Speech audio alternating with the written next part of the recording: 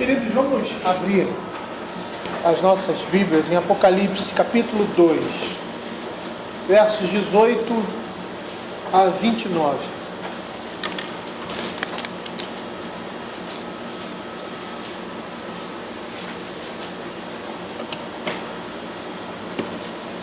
Eu vou fazer essa leitura mais uma vez.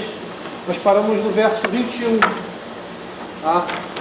Eu vou dar uma rápida recapitulada nos temas que foram abordados, para dar continuidade. Diz assim a palavra do Senhor: ao anjo da igreja em Tiatira escreve: estas coisas diz o Filho de Deus, que tem os olhos como chama de fogo e os pés semelhantes ao bronze polido. Conheço as tuas obras, o teu amor, a tua fé, o teu serviço, a tua perseverança e as tuas últimas obras, mais numerosas que as primeiras. Tenho, porém, contra ti o tolerares que essa mulher Jezabel, que a si mesmo se declara profetiza,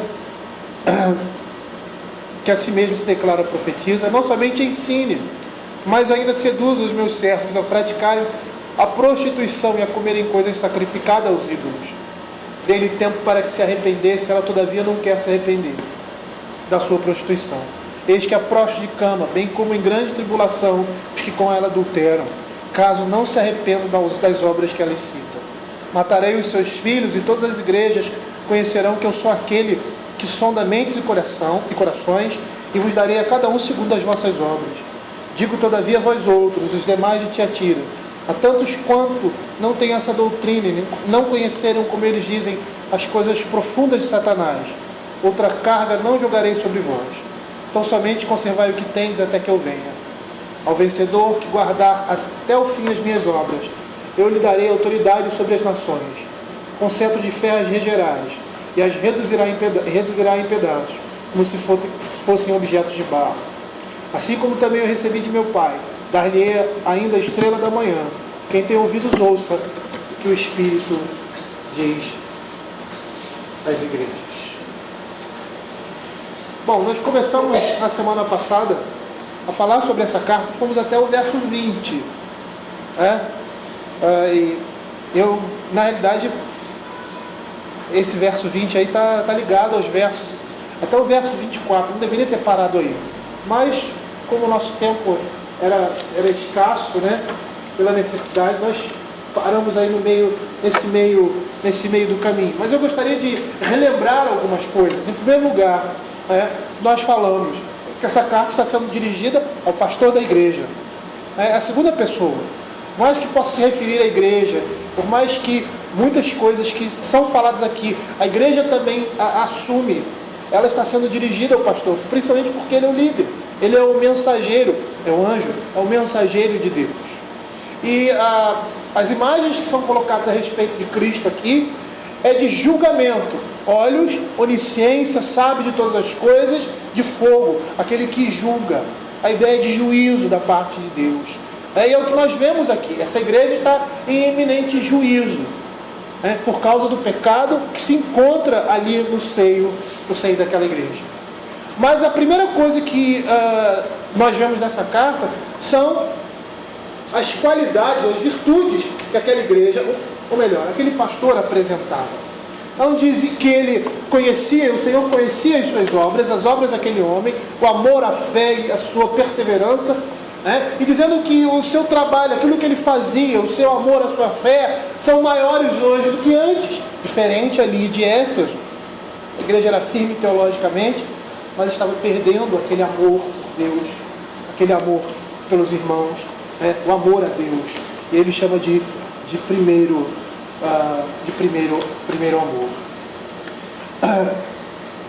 E aí no verso 20, ele repreende aquela igreja, melhor, aquele pastor, por dois motivos. E o primeiro é a tolerância que uma mulher assuma um lugar que ela não pode assumir. A palavra de Deus diz assim: tenho porém contra ti que essa mulher Jezabel, que a si mesma se declara profetiza, não somente ensine, mas ainda seduz os meus servos a praticarem a prostituição. O que Deus tem contra aquele líder é que ele deveria assumir uma posição que ele não assumiu. ele permitiu, em primeiro lugar, que aquela mulher falasse à igreja. Nós falamos sobre isso, que a mulher não deve ensinar no âmbito da igreja. Ela não pode assumir essa posição de autoridade. E nós falamos também que quando nós vemos, nós não nos aprofundamos nesse assunto, mas quando nós vemos uma mulher profetizando no Velho Testamento ou no Novo Testamento, isso não está relacionado à autoridade. Eu citei aquele texto de 1 Coríntios, capítulo 11. Por quê? Porque profetizar, quem profetiza na igreja tem um lugar de destaque, tem uma posição de destaque, porque o profeta ele é instituído por Deus, ele tem autoridade na igreja. Não porque no Velho Testamento, no Novo Testamento, os pastores, apóstolos, os presbíteros, não porque seja dele, mas porque é a palavra de Deus. Ele representa o próprio Deus na igreja. Isso foi dado ao homem e não à mulher. É por isso que a mulher na nossa igreja não assume essas funções de presbítera, diaconisa, ou de pastora. Por quê? Porque esses ofícios estão relacionados à autoridade da palavra que foi dada ao homem. Então ele tolerava isso, ele permitia isso, e não só isso. O que ela ensinava era distorcido. Ela ensinava, ela conduzia, ela seduzia os crentes ao adultério e à prostituição, não somente física, mas espiritual. Aquele homem tolerava essas coisas. E a maneira como ela é classificada como Jezabel. E Jezabel, na Escritura, representa sincretismo religioso, imoralidade ligada à religião da época. A imagem de Jezabel é a imagem de um paganismo radical, onde o adultério espiritual e físico estão presentes e são encorajados no seio da igreja.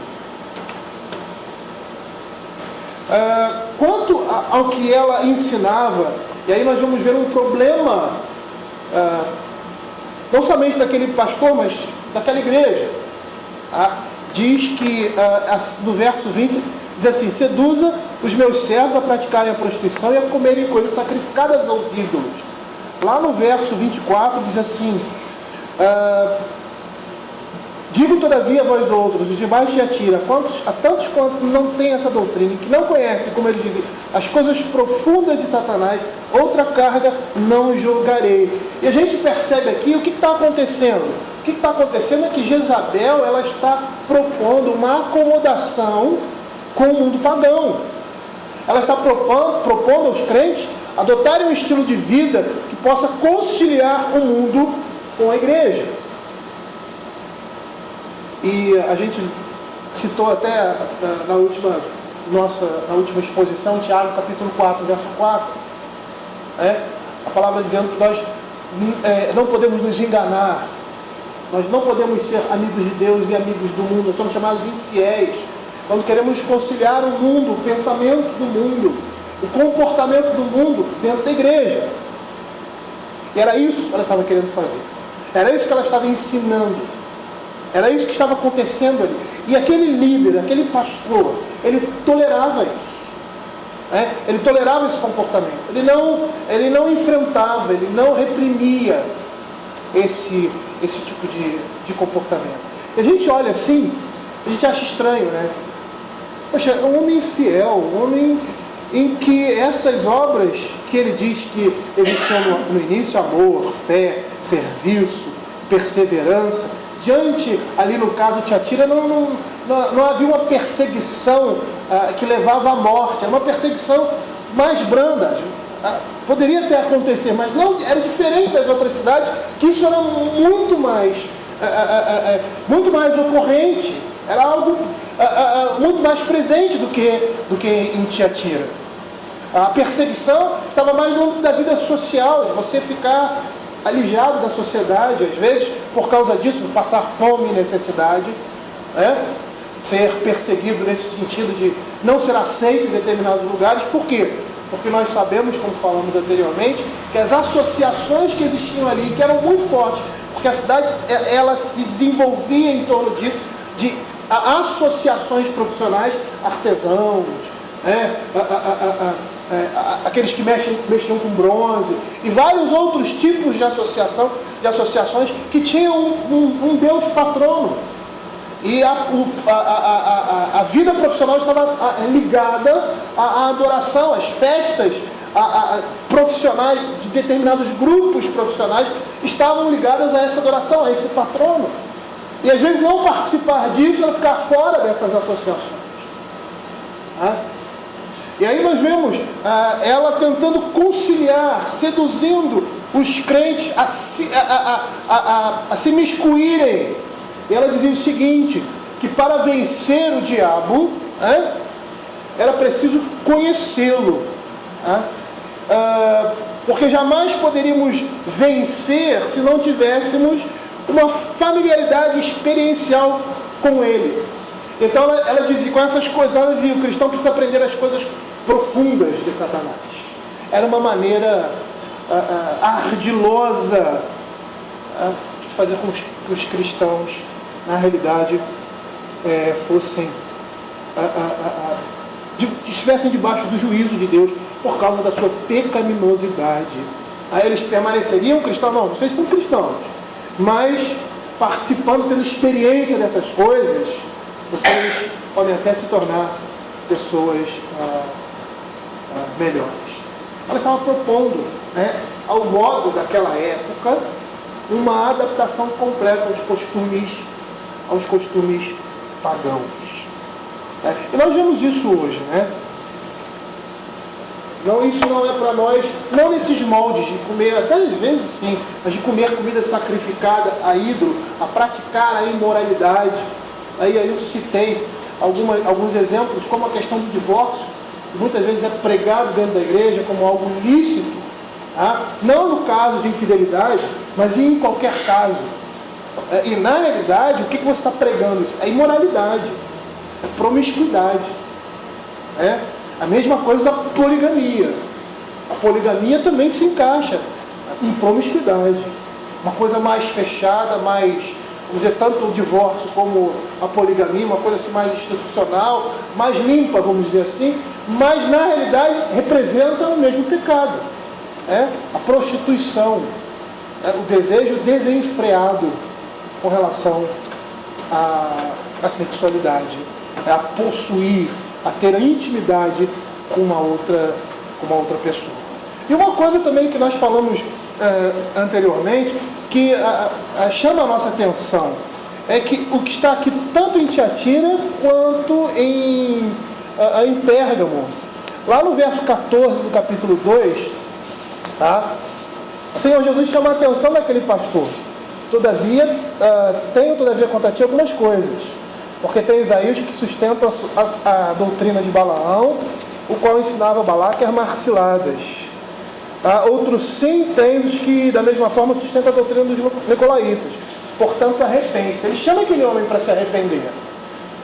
E qual era o pecado dele? O mesmo pecado ali do pastor de Tiatira. De não assumir uma posição. Não fazer como fizeram os crentes em Éfeso. Provaram os homens maus, puseram esses homens à prova e lançaram eles fora da igreja. Expulsaram esses homens.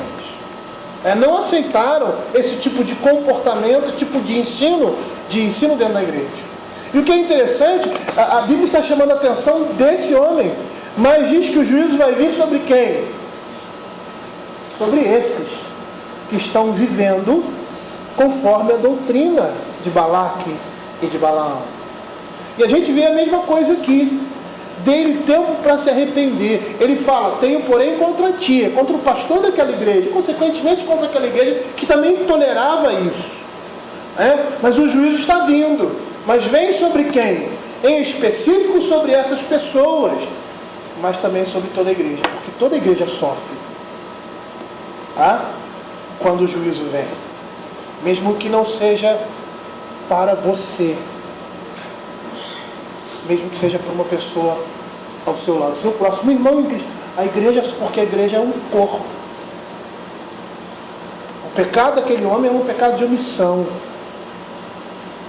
O pecado daquelas pessoas, tanto em Tiatira quanto em Pérgamo, era desconsiderar, adulterar a palavra de Deus, era viver um outro evangelho, ou ir por outras estradas dentro da própria igreja.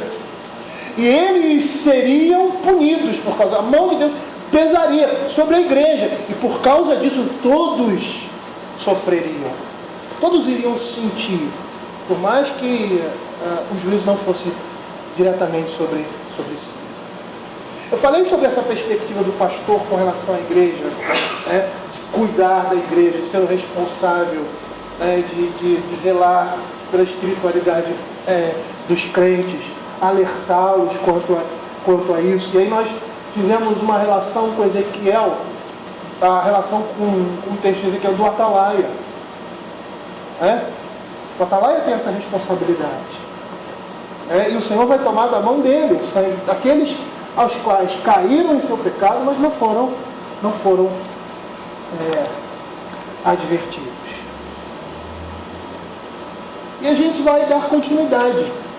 A partir do que nós falamos agora, o verso 21 diz assim: dei-lhe tempo para que se arrependesse. Ela todavia não quer arrepender-se da sua prostituição. Eis que a profe de cama, bem como em grande tribulação os que com ela adulteram, caso não se arrependam das obras que ela incita. Às vezes nós não entendemos a misericórdia de Deus, realmente nós não entendemos. Nós não entendemos o amor de Deus, nós não entendemos os propósitos de Deus e a maneira como Ele nos trata. Ele fala, dê-lhe tempo para que ela se arrependesse. E aqui nós estamos vendo a longanimidade de Deus. Sobre quem? Sobre alguém que não merece essa longanimidade. Estou dizendo que você merece, não é eu. Mas aos nossos olhos, olhando, julgando essas pessoas, porque nós temos subsídios para julgar, principalmente uma história passada, a gente olha, essa não merece, essa mulher chamada de Jezabel, ela não merece, como Acabe também não merecia, e como muitos outros reis também não mereciam, que fizeram coisas abomináveis. Essa semana eu estava lendo um desses textos dos reis de Israel, eu estava lendo a respeito da vida de Davi, e aí passei para esse texto, e achei muito interessante, porque Deus diz para Acabe que não vai trazer o juízo sobre a sua casa, porque ele se humilhou diante do Senhor. E aí você olha um texto desse e você não consegue entender. Por quê? Porque Acabe foi um homem vil.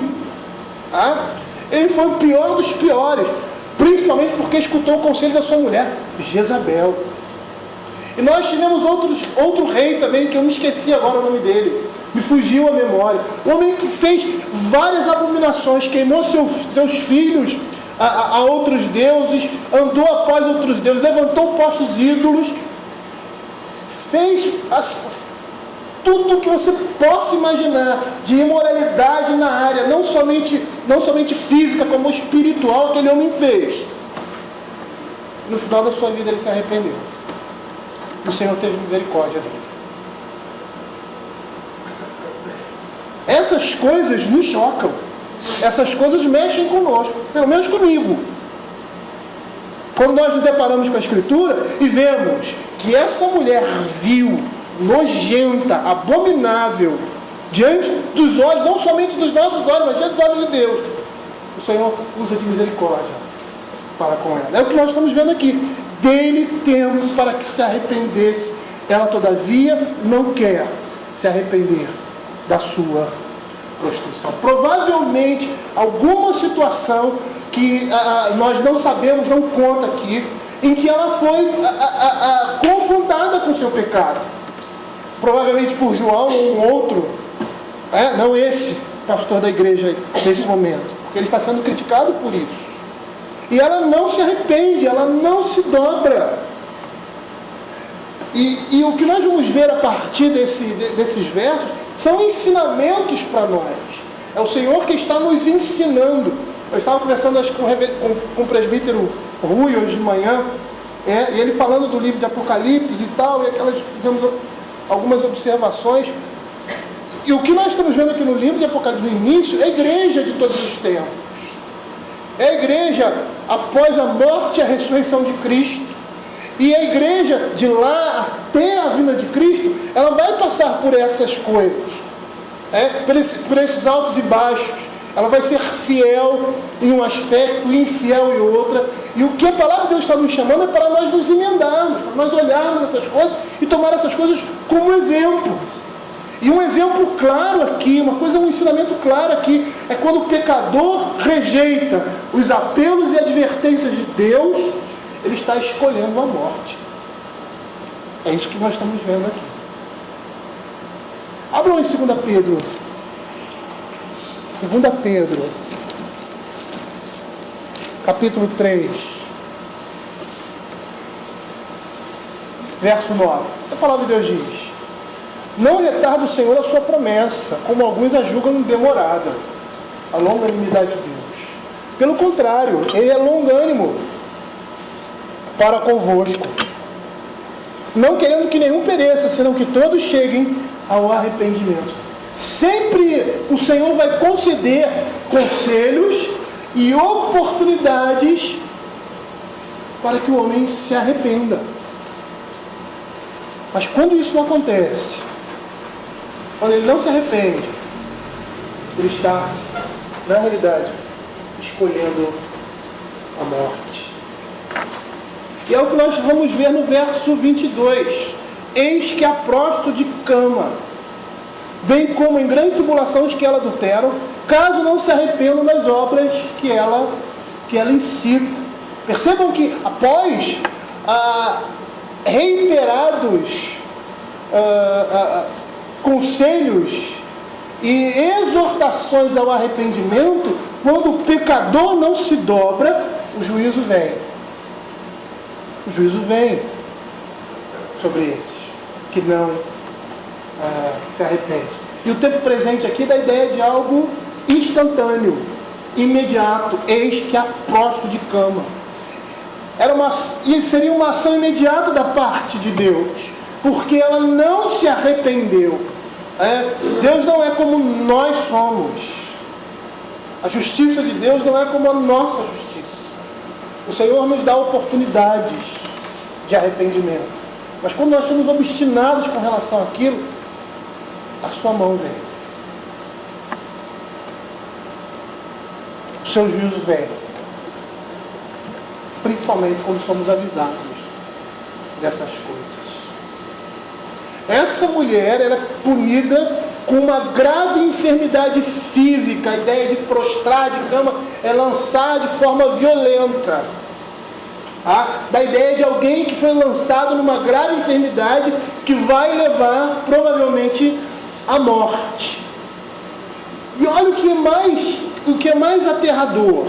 Lá ainda nesse verso: bem como em grande tribulação os que com ela adulteram, caso não se arrependam.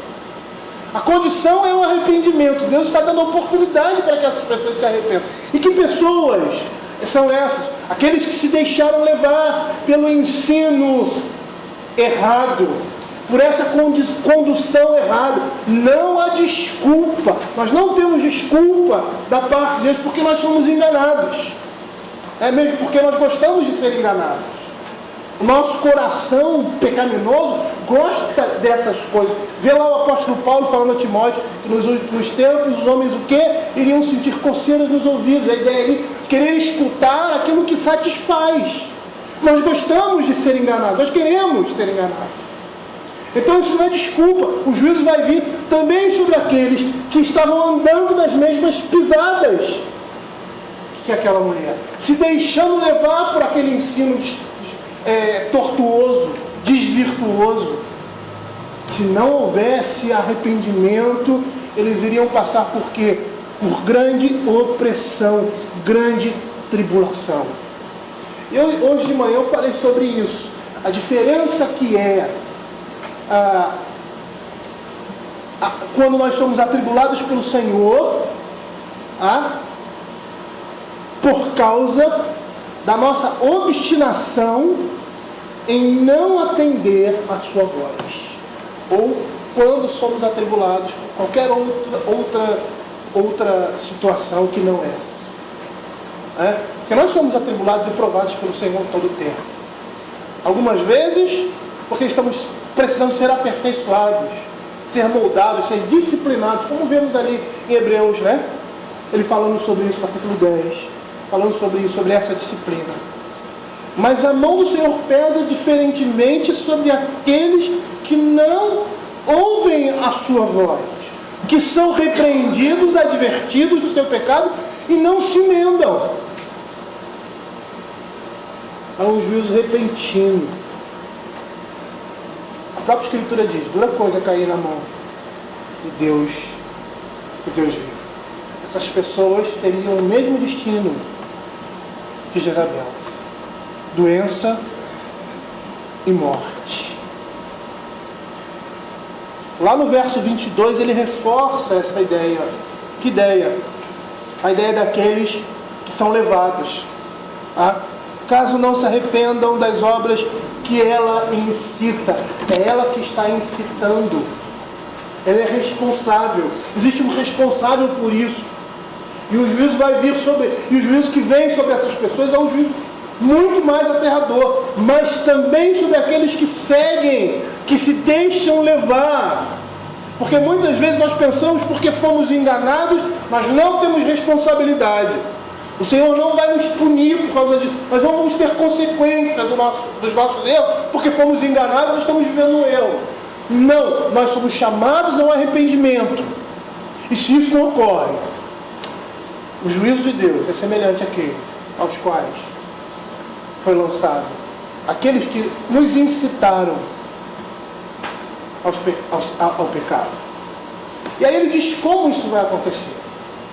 Matarei os seus filhos e todas as igrejas conhecerão que sou aquele que sonda mentes e corações, e vos darei a cada um segundo as vossas obras. Perceba a extensão da punição do Senhor sobre eles. Alguns comentaristas dizem que aqui filhos seriam os seguidores, e outros dizem que são filhos mesmos, os filhos dela, os parentes diretos dela. Eu fico com a segunda ideia, porque isso mostra o mal e a extensão do juízo de Deus. Ela seria prostrada de cama e os seus filhos seriam mortos por causa do seu pecado. E qual era o pecado dela? Assumir uma posição que ela não poderia assumir.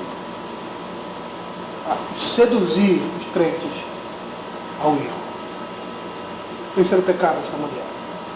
A praticarem a prostituição e a comerem coisas sacrificadas aos ídolos.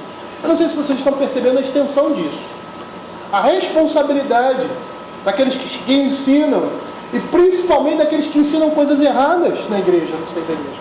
Quantas vezes nós temos visto isso, pastores, líderes, que fomentam determinados tipos de comportamentos que são mundanos, que representam pecado, imoralidade, que representa mundanismo, que representa paganismo dentro da igreja, e pessoas estão fomentando esse tipo de coisa. O juízo vem se eles não se arrependerem. E é interessante que quando você fala sobre essas coisas, olha, isso aqui está errado, olha o que a Bíblia diz, essas pessoas se revoltam contra você. Elas na realidade estão se revoltando contra a palavra de Deus e dizem: você é muito radical, você é muito isso. Não sou eu que sou assim. É a palavra de Deus. Eu tenho que segui-la. Quer dizer, o meu radicalismo está na palavra. E quando essas pessoas se levantam, elas estão se levantando contra o Senhor. E é o Senhor que vai dar a paga. Nós nos esquecemos disso.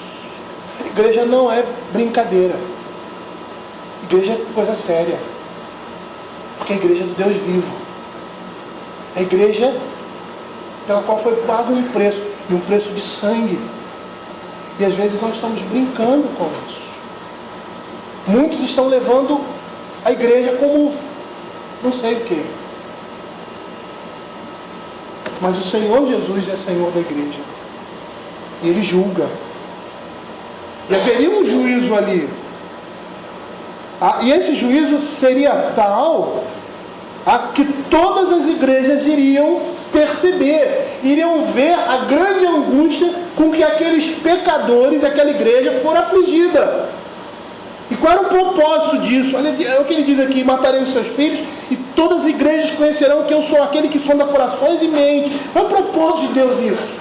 Nós estudamos aqui a respeito da disciplina, né? Nós falamos a respeito da disciplina pública, falamos sobre arrependimento, né? E aí fala sobre disciplina. Você, se for um pecado público, você se arrepender publicamente. Se for algo privado, você, em particular, né, reconhecer o seu erro e restituir. Aquilo que nós temos é algo público. E o tratamento de Deus na vida daquela pessoa, daquela igreja, é público. E por que ele faz isso?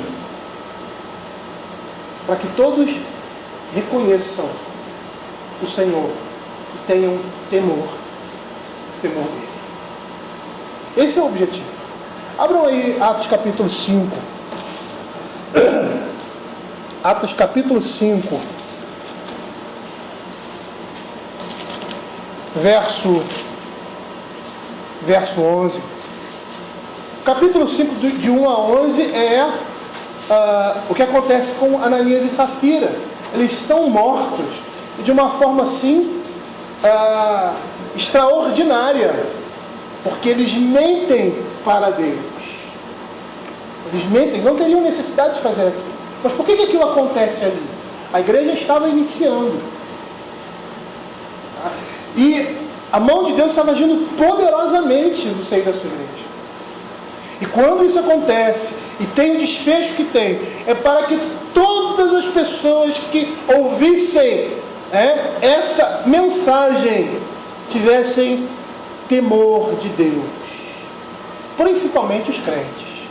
Olha o que diz o verso 11: e sobreveio grande temor a toda a igreja e a todos quanto ouviram a notícia desses acontecimentos. O propósito aqui do juízo de Deus será algo notório, algo que todas as igrejas vejam, é de gerar nos outros crentes temor com relação àquilo. O que estava acontecendo ali? A acomodação com o mundo. Eles queriam viver na igreja, e viver no mundo. Eles estavam trazendo o mundo para dentro da igreja. Havia uma promiscuidade espiritual, um secretismo religioso e outras coisas advindas disso, que davam em imoralidade, porque o culto pagão daquela época era um culto que estava constantemente presente a imoralidade, o pecado na área sexual. E o juízo veio para temor, para que as outras pessoas temam, para que os crentes temam a Deus. Porque quando não há justiça, quando não há juízo, a impunidade impera. Só que na igreja de Cristo não é assim. O problema é que a gente às vezes não vê isso. O problema é que nós crentes às vezes não vemos o Senhor trazendo o seu juízo sobre a igreja, mas Ele traz. Esses dias eu estava conversando com uma pessoa, e essa pessoa tem um filho, e esse filho está namorando uma pessoa descrente. Só que nessa família, os irmãos da mãe desse rapaz, todos eles, irmãos e irmãs, casaram com pessoas descrentes. Todos se desgraçaram. Todos se desgraçaram. Eu gostaria de abrir um parêntese, que eu já falei sobre isso de uma forma vasta. O crente, é proibido ao crente casar com um incrédulo. É proibido ao crente casar com um incrédulo. E quando isso acontece, o juízo de Deus já está presente ali naquela família. Porque às vezes a gente não entende aquilo que o apóstolo Paulo fala lá em 1 Coríntios capítulo 7, quando o evangelho é pregado.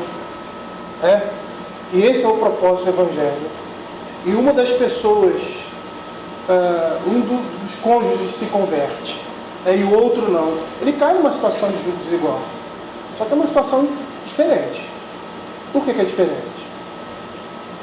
Porque aquela pessoa, quando foi chamada ao evangelho, ela já estava casada. Tá? Então não está em pecado por isso. Por mais que muitas vezes, por mais que sempre ela vai viver entre dois mundos, né? Mas ela não está em pecado por isso. E não só isso. Quando isso ocorre, tá? É provavelmente a vontade de Deus para que aquela família seja alcançada. Como é que uma família que desconhece a Deus será alcançada se não houver entre ela um crente? E é geralmente isso que acontece em grande parte das famílias. Quando o Senhor levanta no seio de uma família que desconhece o Evangelho completamente alguém, é porque está querendo trazer salvação a toda aquela casa, completamente diferente de um contexto de julgo desigual, de casamento misto. E aí eu conversando com essa pessoa, ela disse, não, eu sei que isso é errado. Eu falei, não sabe. Porque se você soubesse, você não estaria tratando esse assunto com tanta tranquilidade. Não percebeu, não viu o juízo de Deus na família, na vida dos seus parentes. Ela está cega, ela não está em ouvidos, ela não está ouvindo e nem vendo o que Deus está fazendo. É por isso que essas coisas acontecem no seio da igreja. Para que os crentes vejam e temam. Porque muitas vezes a igreja vai precisar passar por juízos tamanhos da parte de Deus para que os crentes vejam e temam. E para que todos saibam que o Senhor é aquele que julga retamente, aquele que vê o mais íntimo do nosso ser e julga segundo as nossas obras. Ele é juiz, Ele é Senhor. E nós precisamos temê-lo. E o juízo que Ele traz sobre a sua igreja é com esse propósito. É com esse propósito. Para que as pessoas vejam, temam e se afastem desse tipo de conduta. Olha o que diz o verso 24, diz assim: digo-vos a vós outros os demais de Tiatira, a tantos quanto não têm essa doutrina, e que não conheceram, como eles dizem, as coisas profundas de Satanás, outra carga não lançarei sobre vós, tão somente conservais o que tendes até que eu venha. É interessante que ele fala que outra carga não jogarei, e a palavra é a mesma que foi usada lá, prostrar, a ideia de lançar com violência. A ideia de que alguém joga uma pessoa sem cuidado nenhum para ver onde ela vai cair. A ideia de que está lançando é juízo. O Senhor Jesus está dizendo assim, sobre aqueles que eram fiéis, eu não vou impor nenhuma carga a mais, além dessa que eu estou trazendo sobre essa igreja. Eles deveriam continuar na fidelidade da vida cristã e evitar as festas pagãs com a sua imoralidade. O que o texto está querendo mostrar aqui é que, com essa expressão, Jesus está dizendo assim, vocês podem viver uma vida social, vocês podem viver na sociedade, mas vocês devem excluir essas coisas que foram mencionadas na vida de vocês. Quando o primeiro concílio estabeleceu na igreja, lá em Atos 15, que fala desse relato, o apóstolo Paulo e muitos crentes e discípulos que saíram pela diáspora, fora de Israel, voltaram contando as coisas que o Espírito Santo estava fazendo através deles. E aí houve um burburinho lá entre os judeus, porque uns diziam, não, eles precisam adotar a lei de Moisés, aquela coisa toda, e o concílio se reúne. E qual é a decisão?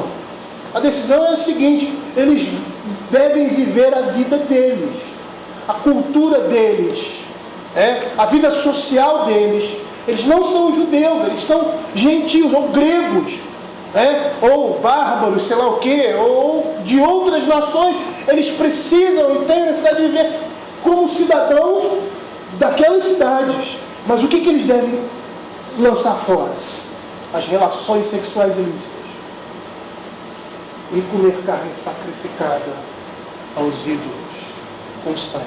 E o sangue Essas coisas eles tinham que excluir das suas vidas, porque eram pecaminosas.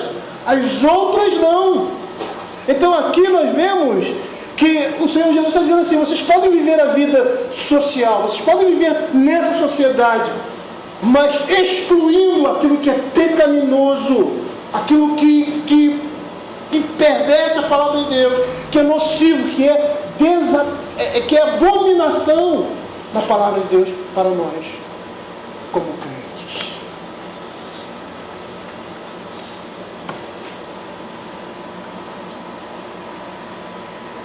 E ele diz: conservai o que tendes.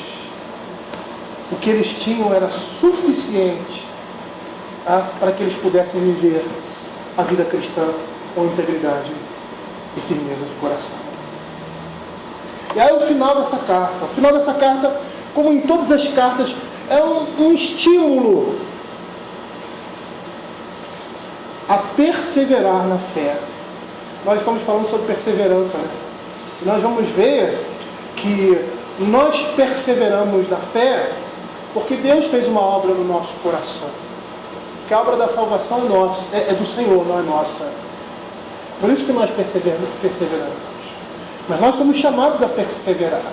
Por quê? Porque é Ele quem imprime em nós esse desejo.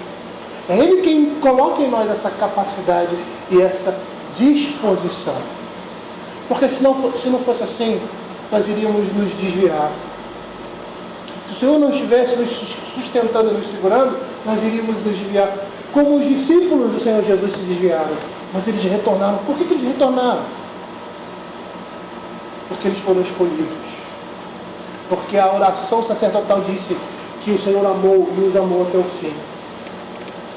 Que quando Jesus fala para Pedro, ele diz assim: olha, você vai ser provado, mas eu roguei por ti. A súplica de Cristo em favor de Pedro era eficaz. Por isso que ele ficou firme depois. Por isso que ele se ergueu, por isso que ele se levantou. Por quê? Porque ele estava debaixo da graça de Deus. Por isso que ele perseverou. E nós somos chamados a perseverar. E ele diz assim: ao vencedor que guardar até o fim as minhas obras. Quem é capaz de guardar até o fim as obras do Senhor? Ninguém. Mas por que nós guardamos? Pela graça de Deus. Nós somos chamados a isso. E se for por nós mesmos, nós não conseguimos. Mas quando conseguimos, vemos a operação de Deus na nossa vida, nos sustentando e nos dando condições a isso. A gente vai ver um quadro muito interessante aqui, logo depois, lá no capítulo 10, verso 4. Quer dizer, capítulo 4, verso 10.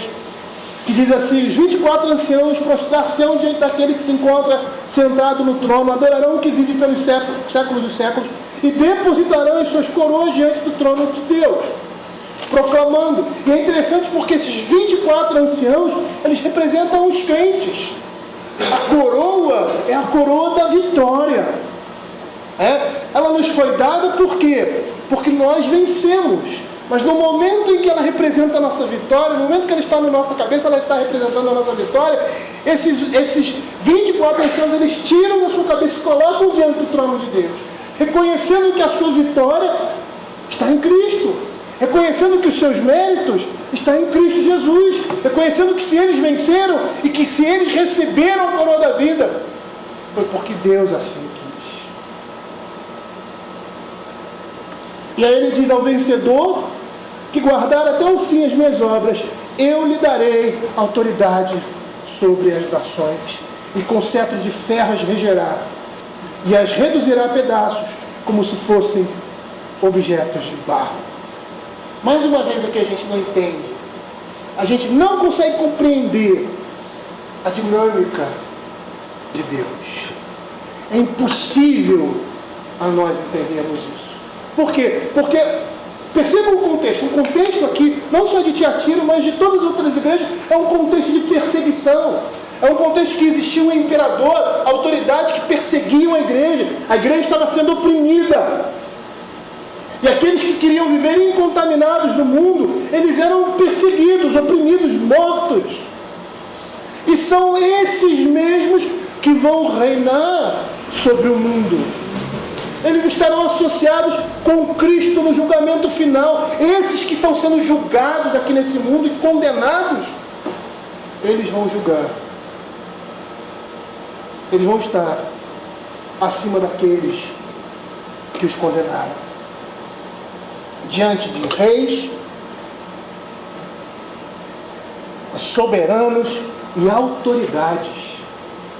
Esses estarão abaixo dos crentes, porque os crentes vão participar do juízo de Deus e do domínio sobre as nações. É tremendo isso. Você já pensou? Você vai estar ao lado do Senhor, julgando. Quem é você? Você não é ninguém. Como eu também não sou.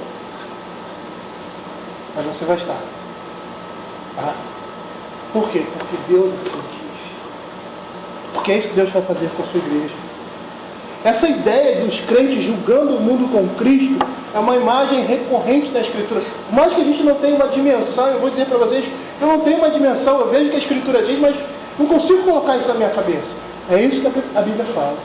Lá em 1 Coríntios capítulo 6, 1 Coríntios capítulo 6, versos de 1 a 3 diz assim: aventura-se alguns de vós, tendo questão contra outro, a submetê-lo ao juízo perante os injustos e não perante os santos? Ou não sabeis que os santos hão de julgar o mundo? Ora, se o mundo deverá ser julgado por vós, sois acaso indignos de julgar as coisas mínimas? Não sabeis que havemos julgar os próprios anjos? Quanto mais as coisas desta vida. Ao vencedor, ele vai colocar numa situação especial. Se lembra o pedido de Tiago e de João? Senhor, deixa-me se assentar uma à direita e outra à esquerda. Nós vamos assentar ao lado do Senhor Jesus para julgar as nações. É isso que a palavra de Deus diz. Lá em Apocalipse capítulo 3, verso 21, ele diz assim: ao vencedor darei sentar-se comigo no meu trono, assim como também eu venci e me sentei com meu Pai no seu trono. Da mesma forma que o Senhor Jesus recebe a autoridade do Pai, Ele dá essa autoridade a nós, para julgarmos juntamente com Ele o mundo. Que estranho, né? Nós, um reino de sacerdotes. É isso que a palavra de Deus fala. Um reino de sacerdotes. Reis e sacerdotes. E aí ele diz assim, verso 28, assim como também eu recebi de meu Pai, dar-lhe-ei a estrela da manhã. Muitas significações são dadas a essa imagem. Atribui-se a estrela da manhã ao próprio Cristo, muitas vezes na Escritura. Mas o que nós estamos vendo aqui são símbolos de realeza. E de uma forma geral, esse verso, juntamente com o anterior, está dizendo que os santos governam com Cristo, vão governar com Cristo, e brilham com fulgor, como estrelas matutinas. Aquele que vencer, aquele que for até o fim, ele vai receber a coroa da vida. É um estímulo. Nós estamos sendo estimulados por Deus a não olhar as coisas desse mundo, mas a olhar as coisas do porvir. A perceber que o reino de Deus funciona de forma completamente diferente do reino dos homens. E é essa perspectiva que nós devemos ter. É tudo completamente contrário. É tão estranho que, por mais velho e experiente que você seja, você vai chegar à mesma conclusão que eu chego todos os dias, que eu preciso aprender a viver. E a única maneira de aprender a viver, para a glória de Deus, é através da sua palavra, é através do seu ensino. E aí ele termina como termina em todas as outras cartas, às igrejas. Quem tem ouvidos, ouça o que o Espírito diz às igrejas. E uma coisa que me chama a atenção, eu já comentei aqui, isso está bem ligado à literatura, não somente à literatura hebraica, mas à literatura como um todo, mas principalmente à literatura hebraica. A repetição é ênfase a repetição da ideia de importância, a repetição da ideia de necessidade, da ideia de atendimento pronto, ou prontidão no atendimento. Ele diz assim: aquele que tem ouvidos, ouça o que o Espírito diz às igrejas. A advertência para aqueles que podem ouvir e obedecer. Essa repetição está dizendo que nós precisamos prestar bastante atenção nessas advertências, naquilo que está sendo escrito, para fazer conforme aquilo que está sendo falado. Se você tem condições de ouvir e obedecer, faça aquilo que a palavra de Deus está dizendo. É como se ele estivesse dizendo assim: o tempo é próximo e curto. Se prepare, se arrependa, mude, transforme-se, segundo a palavra de Deus, abandone. Quem tem ouvidos, ouça. É como se alguém estivesse vindo uma grande onda num litoral, e aquela onda fosse varrer toda aquela cidade, e aquela pessoa corre desesperada, gritando: corre, corre, corre, corre, porque a onda está vindo. É isso que essas repetições estão querendo dizer. Quem tem ouvido, ouve o que eu estou dizendo. Geralmente a gente fala isso para os nossos filhos, né? Eu estou cansado de dizer isso para os nossos filhos. A gente às vezes dá vontade de abrir a cabeça do menino e botar as coisas lá dentro, mas não tem como. Aí você ouve o que eu estou te dizendo, rapaz. Isso vai dar assim. Não, olha. Aí quando ele não faz, ele se arrebenta, né? Aí você diz: eu te avisei. É isso que a Escritura está dizendo. É mais ou menos isso. Quem tem, ouça o que Deus está dizendo. A palavra do Senhor. Vamos orar.